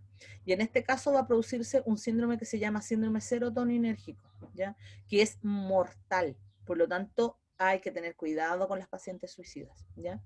El síndrome serotoninérgico lo que produce es una agitación del sistema nervioso central, un aumento de la excitabilidad con convulsión, un aumento de los trastornos gastrointestinales, fiebre, pero fiebre notoria, si estamos hablando sobre 40 grados Celsius, y desórdenes mentales, y todo esto puede llevar finalmente al shock del paciente y a la muerte, ¿ya? Por lo tanto, en general hay que considerar que no solamente tampoco podemos administrar los antidepresivos solos, particularmente en estos pacientes, sino que tiene que haber un seguimiento continuo del paciente, más un tratamiento integral a nivel de psiquiatra y psicólogo, ¿ya? Para evitar estas situaciones. Ya, chicos, he terminado con la primera clase, que es ánimo. ¿Consultas? Cerrarme de la grabación. Ya, la segunda parte del día de hoy corresponde entonces al tratamiento de los trastornos psiquiátricos, pero nos vamos a enfocar en los antipsicóticos, ¿ya? O sea, en pacientes que sufren de esquizofrenia, delirios, psicosis, etc., ¿ya? En general, voy a apagar la cámara aquí, en general vamos a decir que los antipsicóticos son fármacos que están asociados al tratamiento de la esquizofrenia, no es el único tratamiento que hay, obviamente, pero son los fármacos que mayoritariamente se usan y son bastante útiles para controlar a nuestros pacientes, ¿ya? A grosso modo, la esquizofrenia corresponde a un trastorno grave mental, donde hay una distorsión de la realidad absoluta y donde el paciente se siente desconectado o asolado con lo que ve afuera, como que en el fondo el mundo le va a hacer daño, asociado a todas estas situaciones que él ve, escucha y oye, y por lo tanto necesita defenderse ante este mundo desolador, ¿ya? La esquizofrenia como tal la vamos a dividir en dos tipos de sintomatología, solo para efectos de la farmacología, y estos dos tipos de sintomatología se llaman síntomas positivos, es decir, la exageración de algo que nosotros normalmente en la naturaleza hacemos, normalmente como comunidad hacemos, pero ellos lo exageran, ¿ya? Dentro de ellos vamos a tener trastornos de la alucinación, es decir, cambios en la percepción del medio, delirios, es decir, cambios del pensamiento, ¿ya? Lo que, por ejemplo, para una persona puede ser una justa duda de, por ejemplo, si uno ve el celular de otra persona, yo lo tomo y la justa duda sería, oye, pero ¿por qué lo está tomando? ¿Qué es lo que quiere saber? La persona con esquizofrenia asumiría per se, por ejemplo, de que lo quieren espiar o que le quieren hacer daño, etcétera, ¿ya? Además, estos pacientes presentan un habla incongruente, desorganizada y un comportamiento extravagante notorio, ¿ya? Puede haber desinhibición sexual o puede haber cambio en la forma de vestir, ¿ya? Pero que es totalmente no acorde con el uso clásico de la población. Y después vamos a tener un segundo grupo, que es el grupo de los síntomas negativos, que hace referencia a la pérdida de una función que la mayoría de la población tiene de manera común y corriente, ¿ya?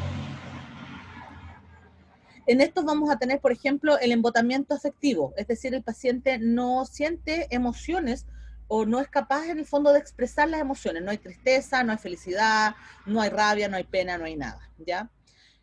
Alogia, que en el fondo es la pérdida del habla, así como el síntoma positivo era hablar de manera desordenada y descoordinada, aquí simplemente el paciente decide no hablar, ¿ya?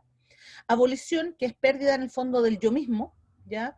En el sentido de que no existo para los demás, aunque sé que estoy, que físicamente estoy, todo lo demás no existe, no tengo función en el fondo en la sociedad.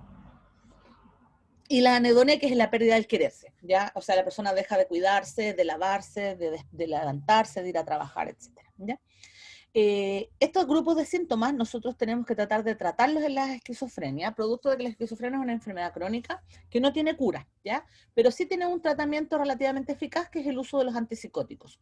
Para eso nos vamos a fijar que la aparición de todos estos síntomas se deben a dos grandes vías de transducción de señales particulares, ¿ya? De neurotransmisión.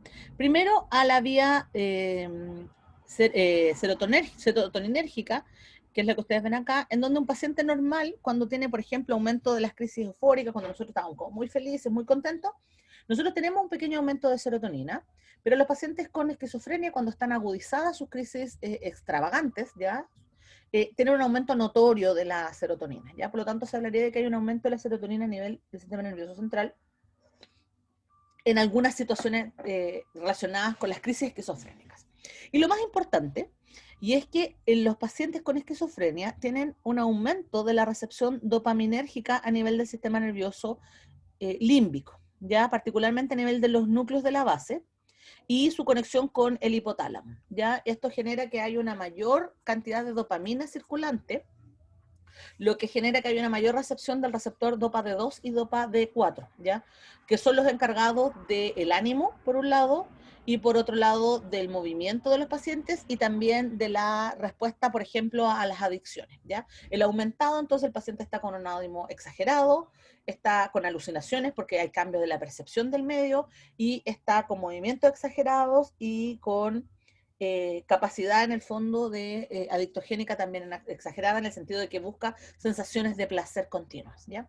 El hecho de que aumenten los niveles de dopamina en estos lugares genera que por exceso de recepción a nivel de la corteza cerebral hay una disminución de los receptores dopaminérgicos y por lo tanto hay una depresión en la corteza frontal cerebral y también en el área neurolingüística, en donde vamos a observar entonces la parte negativa. Los pacientes al tener una disminución de la respuesta dopaminérgica en la corteza frontal, vamos a tener una menor expresión de las emociones, una menor capacidad de intuición en el fondo y de atención del medio, ¿ya? Vamos a tener menor habla y vamos a tener menor cuidado personal, ¿ya? Entonces, la suma de estas dos teorías, en el fondo la depresión en la corteza y el aumento a nivel límbico de la dopamina, serían el por qué aparece entonces la crisis esquizofrénicas. Ahora, a nivel del concepto del tratamiento, entonces nosotros lo que tenemos que hacer es cambiar la neurotransmisión de la dopamina, ¿ya? Y para eso tenemos dos grandes grupos de fármacos, que son los conocidos como neurolépticos típicos y neurolépticos nuevos o atípicos. Yo les voy a explicar un segundito qué significa neurolepsia, ¿ya? Pero primero les voy a explicar los grupos de fármacos. Dentro de los neurolépticos típicos, los más utilizados son la clorpromacina y el haloperidol. Y de hecho, el haloperidol es el más usado. Es el típico fármaco que uno ve en una película donde hay una persona que tiene trastorno psiquiátrico y le administran intramuscular de manera rápida. Ese medicamento que le están administrando es el haloperidol, ¿ya? Y de los neurolépticos nuevos o atípicos, Los más utilizados en la clínica son la risperidona, la quetiapina y el aripiprazol. No son los únicos, pero son los más utilizados. ¿Cuál es la diferencia entre estos grupos? Tiene que ver relativamente con su afinidad por los receptores de 2, ¿ya? Siendo el haloperidol el que tiene mayor afinidad por los receptores de 2 y por lo tanto va a bloquear a la recepción de 2, disminuyendo la cantidad de respuesta dopaminérgica que hay, ¿ya? Si uno se fija ahora en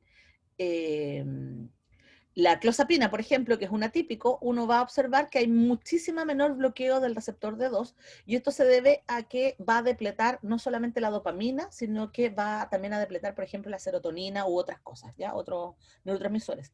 Pero además, al no producir una depresión tan potente, producen menos efectos adversos en los pacientes que consumen los atípicos, ¿ya?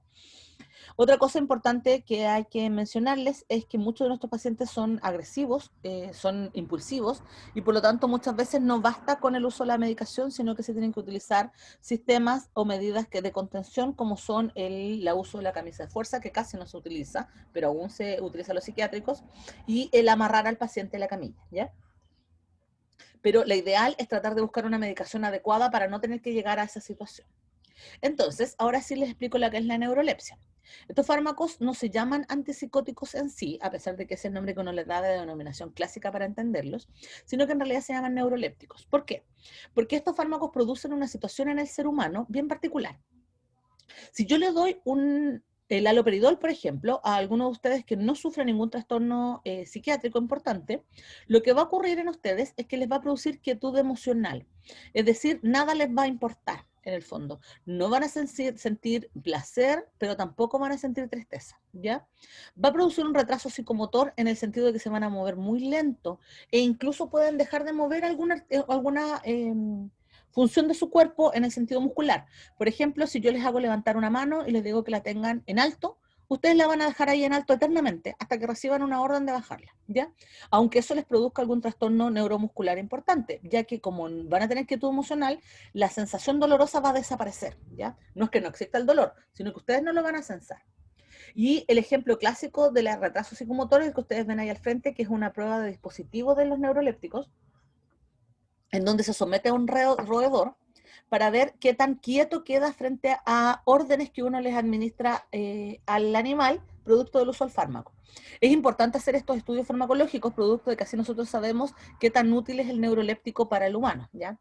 Entonces, si uno se fija, lo ponen, por ejemplo, en la posición de barra, que es la que está aquí, ¿ya? Y el animal, ustedes no sé si ustedes saben, pero los ratones son súper escurridizos, entonces si uno pone un ratón en una situación así, claramente el ratón va a tratar de morder, de moverse, de darse vuelta y correr, ¿cierto? Bueno, el paciente es un ratón al cual se le administró el haloperidol, si uno le pone las patitas sobre la barra, el animal las va a dejar ahí, obedientemente, pero no va a perder su equilibrio. Si uno se fija en la curva de las vértebras y en la posición de la cola uno ve que el animal sabe lo que está haciendo, o sea, en el fondo mantiene su equilibrio, mantiene su forma, no hay pérdida muscular, sino que simplemente está obediente. Lo mismo ocurre con las otras posiciones donde uno puede ver que mantiene el equilibrio, etc. O sea, en el fondo es un paciente que se vuelve obediente. Esa es la idea que quiero explicar de la neurolepsia, ¿ya? Además, el paciente va a estar en diferencia afectiva. En el fondo uno le puede contar algo súper terrible, algún trauma, que se murió algún pariente, etcétera, y al paciente no le va a importar, ¿ya? El paciente va a tener ausencia de sueños, en el sentido de que, si bien pudiese cerrar los ojos y parecer dormido, la verdad es que no lo está. Y está siempre consciente, atento y escuchando, solo que no le importa el mundo. Y por lo tanto, finalmente, nuestro paciente va a estar tranquilo y sosegado.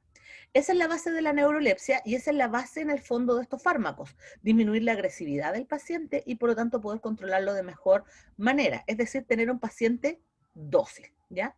Por eso es que los neurolépticos no se pueden administrar en población normalizada, tiene que tener algún trastorno psiquiátrico, si no vamos a producir todos estos trastornos que les acabo de mencionar, ¿ya? Ahora hablemos de los típicos y los atípicos. Dentro de los neurolépticos típicos, les decía yo que teníamos al haloperidol, y lo que hacía entonces era que mayoritariamente bloqueaba o competía con la vía de los receptores de 2. Entonces lo que va a hacer es que el haloperidol va a tener una muy buena función a nivel de los núcleos de la base, ya que es ahí donde se produce mucha recepción dopaminérgica. Y eso va a generar que nuestro paciente tenga una mejora notoria en los síntomas positivos, ¿ya? Pero como no va a tener actividad a nivel de la corteza, no va a disminuir los síntomas negativos.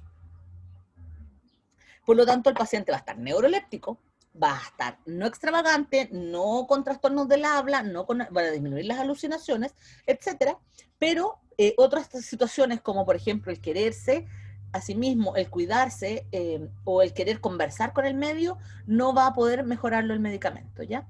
Y otra cosa súper importante es que si yo bloqueo los receptores dopaminérgicos a nivel de los núcleos de la base, bloqueo también la recepción a nivel del hipotálamo hipófisis, que no se ve en mi monito, pero está como por ahí, ¿ya?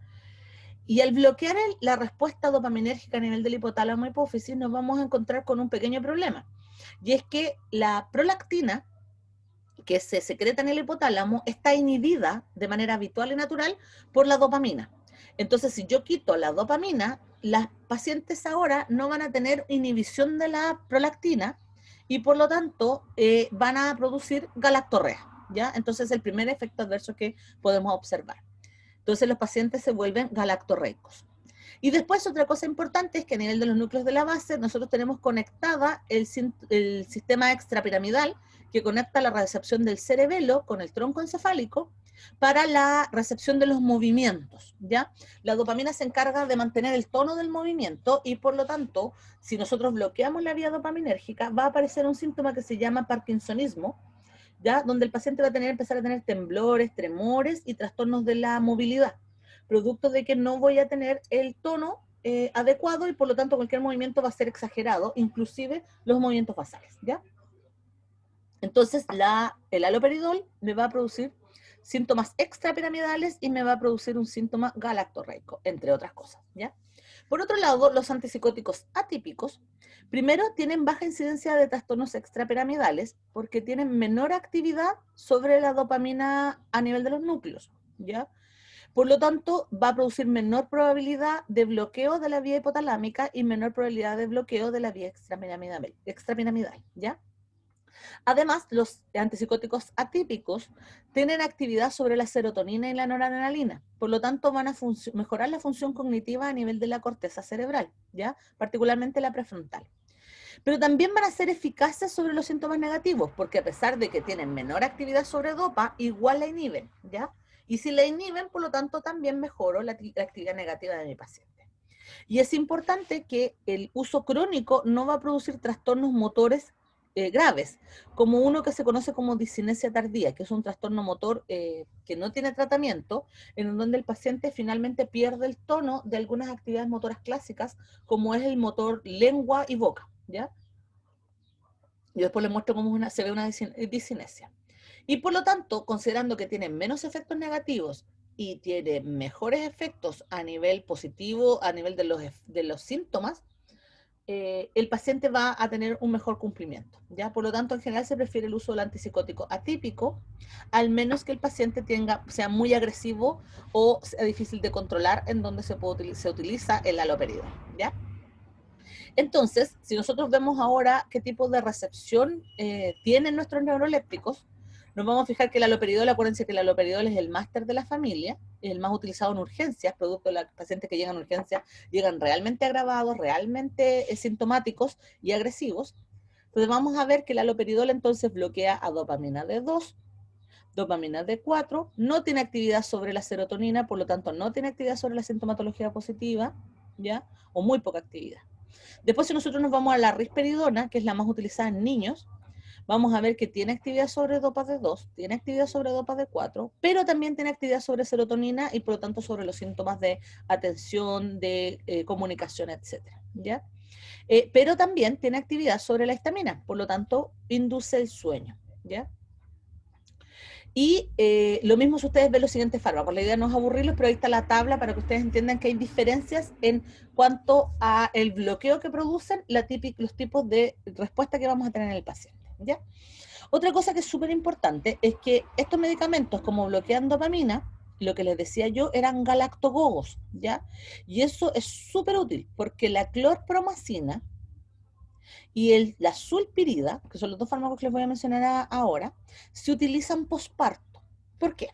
Primero, la clorpromacina es un antipsicótico, si ustedes lo miran, si nos vamos acá, miren, nos devolvemos, y uno lo busca, la clorpromacina es un típico y la sulpiride es un atípico, ¿ya?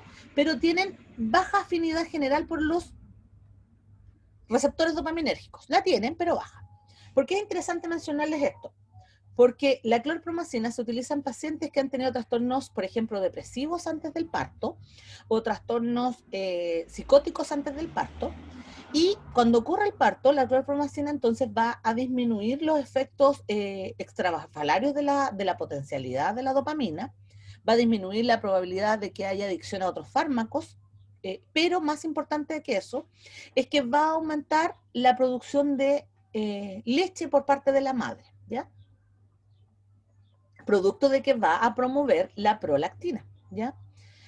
Ahora, si el paciente no tuvo trastornos psiquiátricos previos, no tuvo, por ejemplo, depresión, no tuvo ansiedad, ¿ya? Pero yo sí necesito que la paciente produzca más leche posparto, entonces se puede utilizar la sulpirida. ¿Por qué? Porque la sulpirida casi no tiene efectos antipsicóticos, pero es un potente galactogogo. Y eso lo vamos a ver probablemente en las clases si es que nos alcanza el tiempo en lactancia, ¿ya? Y eso va a hacer que la sulpiride promueva en las pacientes la producción de la leche dentro de las primeras 24 o 48 horas, ¿ya? Tiene que estar obviamente el estímulo oxitotóxico para que se produzca la leche, pero va a apoyar entonces la lactancia, ¿ya? Generalmente la clorpromacina y la sulpirida se utilizan por lo menos por 10 días a un mes, hasta que se logra completamente el apego materno-fetal, o sea, materno-infantil, digamos, para el consumo lácteo adecuado, ¿ya? Además, hay algo súper importante en el sulpilán, o sea, la sulpiride, y es que la sulpiride disminuye los mareos, ¿ya?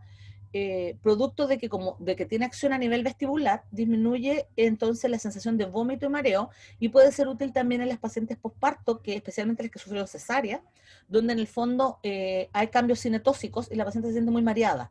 Entonces, mejora la lactancia, disminuye los mareos de la paciente y mejora entonces la producción láctea final, ¿ya?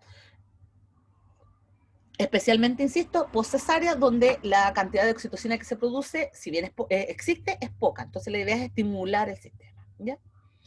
Ahora vámonos con los efectos adversos de los antipsicóticos, y esto es de todos los antipsicóticos, recordando que la sulpiride se utiliza no más de 10 días a un mes, para que no aparezcan estos efectos que les voy a mostrar ahora, ¿ya? ¿Cuáles son los efectos adversos más importantes? Bueno, los trastornos extrapiramidales, que mayoritariamente lo hace el haloperidol, ¿ya? Pero los pacientes también pueden tener distonías agudas, que es lo que les decía yo, estos movimientos anómalos. Uno de ellos es la acaticia, que es la incapacidad de estar quieto, que es la acaticia, por ejemplo, de estos pacientes que no pueden estar sentados, uno les pide que vean una película y inmediatamente se paran los 2 minutos, no pueden comer sentados, etcétera, ¿cierto? Tienen incomodidad o inquietud motora. Y el parkinsonismo, que es la aparición de temblores o tremores a nivel periférico, ¿ya? Pero el más grave de todos ellos es la disinesia tardía, y esta aparece, y tardía viene en el fondo de crónico, en el fondo uso de antipsicóticos a grandes dosis o bien por mucho tiempo, ¿ya? Y la disinesia tardía es lo que ustedes ven en esta imagen, ¿ya? Esto es un ciclo de enfoque que se le hace a un paciente donde se le pide que hable. Entonces, el paciente, para mencionar una palabra, tiene que aumentar la apertura bucal, tiene que aumentar la función lingual de manera exagerada, producto de que perdió el tono finalmente de la actividad motora, ya a nivel orofaringio, orolingofacial, perdón. También esto puede ocurrir a nivel de los brazos. Por ejemplo, si uno le pide al paciente que tome una taza, normalmente uno va a dirigir el brazo desde el codo, desde el hombro, codo, muñeca, hacia la apertura de la mano para tomar la taza, ¿cierto? De manera correcta. Bueno, estos pacientes, como perdieron el tono, lo primero que va a ocurrir es que el codo va a darse un salto gigantesco y mover el brazo para cualquier parte, el hombro con el codo, y después la mano va a tratar de agarrar la taza, pero va a agarrar por cualquier parte porque no va a tener el tono adecuado para tomarla, ¿ya? Eso se llama disinesia tardía y es una de las situaciones por las cuales hay interrupción del tratamiento antipsicótico, ya que es grave y es muy difícil de controlar. Y lo otro es que cuando los pacientes toman muchos antipsicóticos, ya sea por accidente o con intención suicida, se produce una patología que se llama trastorno neuroléptico maligno y que se refiere a un bloqueo completo de dopamina a nivel central. Se deprime dopamina. Y la depresión de dopamina genera una actividad de acetilcolina potente, lo que lleva a que el paciente convulsione, el paciente aumente la temperatura en valores sobre los 42 grados Celsius y por lo tanto se produzcan las arritmias, la hipertensión y la muerte del paciente finalmente, ¿ya? Por lo tanto, el trastorno neuroléptico maligno es grave, Y la única solución que existe en la clínica es dar un relajante muscular potente, que es el dantroleno, que es para poder controlar las convulsiones y así esperar que el medicamento desaparezca de la sangre del paciente. Por eso es que en general estos medicamentos, los antipsicóticos, no se le administran directamente al paciente. Siempre tiene que haber un cuidador responsable para asegurarnos que la paciente va a tomar el medicamento de manera adecuada, ¿ya? Y a nivel de los trastornos endocrinos que les mencionaba yo, si bien los atípicos casi no los producen, algunos pueden tener algunos efectos, y lo primero es que produce ginecomastia, ¿ya? Produce elevación de la prolactina, y en algunas mujeres produce goteo lácteo, incluso cuando no haya respuesta materna, digamos. En el fondo estamos hablando de pacientes que no están embarazadas, o que no han dado a luz, o al revés, pacientes que están embarazadas pero que están tomando esta medicación, ¿ya? Para que ustedes se hagan una idea, cuando uno da terapia neuroléptica intensa, el 89% de las pacientes produce entonces secreción láctea y aumento de la prolactina. El hombre se produce menos, producto de que primero se debe generar la ginecomastia, pero aún así ocurre, ¿ya? Viendo algunos ejemplos, entonces vamos a decir que el haloperidol es el fármaco de urgencia, que controla la agresividad y me produce la neurolepsia y la docilidad en el paciente, ¿ya? Se utiliza mayoritariamente entonces en trastornos agravados del comportamiento y donde la alucinación puede producir agresión en el paciente, ¿ya?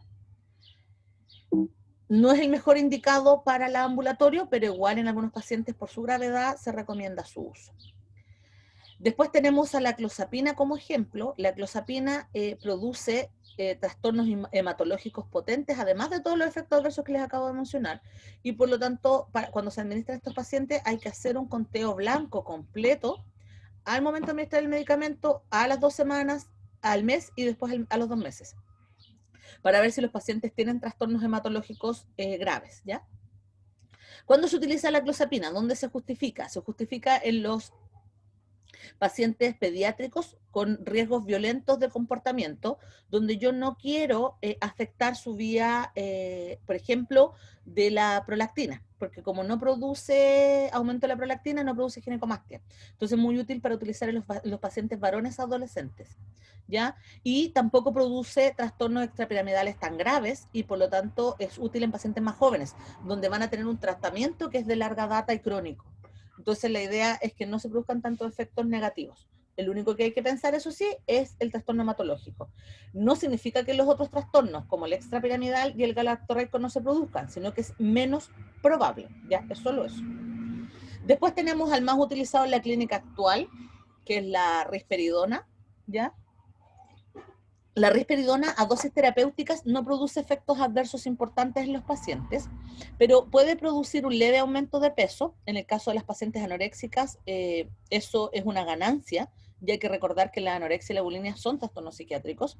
Entonces se ha recomendado el uso de la risperidona también en los niños pequeños con trastornos hiperactivos, donde se niegan a comer. La risperidona podría ser útil, ¿ya?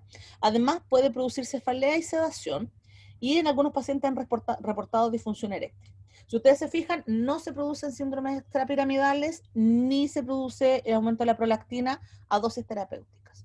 Si se aumenta la dosis, producto producto clínico, en general va a producir entonces los trastornos a nivel extrapiramidal, con trastornos de temblores, problemas a la caminata, etc. Por lo tanto, la risperidona nunca puede ser sobremedicada, ¿ya? Y en general la gracia de la risperidona es que vienen gotas para la administración pediátrica, ¿ya? Y el último que les quería mencionar yo es la quetiapina, que también es uno de los más usados en la clínica, se utiliza muchísimo en las pacientes psiquiátricas embarazadas, producto de que se pueden utilizar dosis mucho más bajas que los otros medicamentos, y eso se debe a que ellos tienen un proceso, la quetiapina tiene un proceso que se llama Kiss and Go, que es como el touch and go. En el fondo lo que hace es que toca el receptor, pero no se queda pegado, ¿ya?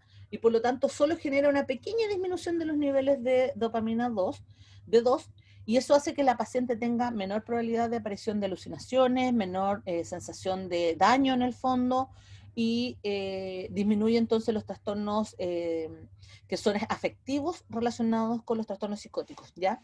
Y además una cosa súper importante de la quetiapina es que también tiene actividad sobre la histamina y por lo tanto es un inductor suave del sueño. cuando yo no quiero sobremedicar a la paciente con tantos medicamentos, imaginando que es una paciente psicótica, yo no quiero darle antidepresivo y además ansiolítico y además antipsicótico, porque es mucho. Entonces yo no le doy el ansiolítico y le doy la quetiapina, ya que la quetiapina también va a inducir el sueño. Recordar que ninguno de estos medicamentos es 100% seguro, ¿ya? Pero algunos van a producir menos daños que otros a dosis bajas, ¿ya? Son mejor tolerados. Y también recordar que un paciente psicótico o una paciente psiquiátrica agresiva puede poner en riesgo su vida, puede poner en riesgo la vida del feto, y en el recién nacido puede incluso llegar a, en el fondo, matar al pequeño, al menor, si no está siendo tratada de manera adecuada, ¿ya? Comentarles también, antes, ¿tienen alguna pregunta? Sí. Diga. La quetiapina produce como tolerancia, o sea, como que requiere ir aumentando las dosis. No, la quetiapina no como fármaco, pero ojo que el trastorno psicótico sí. O sea, generalmente un paciente esquizofrénico, a medida que van aumentando los años desde el diagnóstico, va aumentando también la cantidad de efectos que tiene, o de síntomas que tiene. Entonces, si al principio tu paciente solo tenía alucinaciones auditivas, por ejemplo, después de 4 o 5 años, el paciente, además de las auditivas, le va a agregar alucinaciones visuales o le va a agregar delirios. Y el hecho de que el que tenga más síntomas implica que necesita más tratamiento, ¿ya? Y el más tratamiento no es por la tolerancia, sino que está relacionada directamente con la sintomatología del paciente. Ojo que no todos los pacientes empeoran, pero a mayor edad, mayor es la probabilidad del empeoramiento. Los trastornos psiquiátricos, en general, estos parten a los 15 años de edad, para que ustedes sepan. Y si no son tratados de manera adecuada y de manera temprana, la probabilidad de que se agraven y aparezcan más síntomas es alta, ¿ya? Porque ocurre un cambio en la respuesta neurológica de estos pacientes.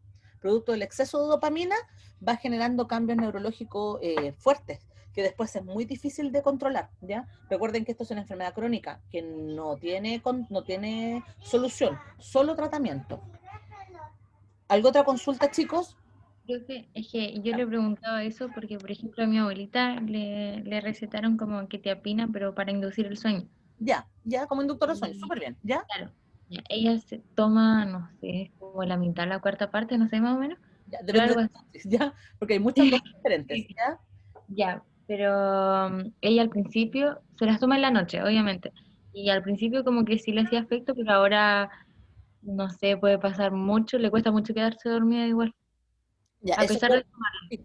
Puede no ser culpa de la quetiapina, puede ser que efectivamente su trastorno del sueño requiera una medicación para el trastorno del sueño, porque la quetiapina no es un medicamento para dormir, es un medicamento que te ayuda a dormir. No sé si se entiende la idea. Ya, sí, sí, Entonces, en el sí. fondo puede que ella tenga un trastorno que requiera, por ejemplo, esto que te decía yo, la sopiclona, la esopiclona, que son medicamentos que son para que el paciente duerma de manera normal. Entonces, no es que el medicamento tenga tolerancia, sino que ella se está resistiendo a dormir, en el fondo.